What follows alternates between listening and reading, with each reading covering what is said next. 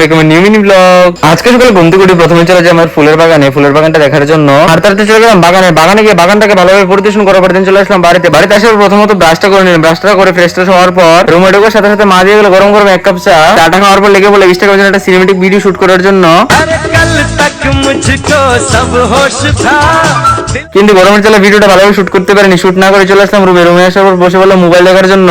কিছুক্ষণ ফোন দেখে সকাল 10টার খাবারটা খেয়ে নিলাম। খাবারটা খাওয়ার সাথে সাথে মা কল করে বললো মাকে একটু আগে আনার জন্য। মা আজকে গিয়েছিল আগরতলা ফুলের চারা আনার জন্য। তারপর আমার KTM 390 নিয়ে চলে গেলাম মাকে আগে আনার জন্য। মার থেকে চারের ব্যাগটা নিয়ে সোজা চলে আসলাম বাগানে আসার পর মা আমাকে যে কাজটা আজকে দিয়েছিল এই কাজটা করতে লেগে পড়লাম আমি। আর আজকে বাগানে আমি আর মা না, শুধু সাথে কাজের লোকও ছিল। আমার কাজটা ছিল চারা দেওয়া। বাগানে আমার কাজটা আমার কমপ্লিট করার পর দেন প্রচন্ড পরিমাণে গরম লাগছিল, যার জন্য চলে আসলাম দোকানে আসার পর নিয়ে নিলাম একটা মাউন্টেন ডিউ।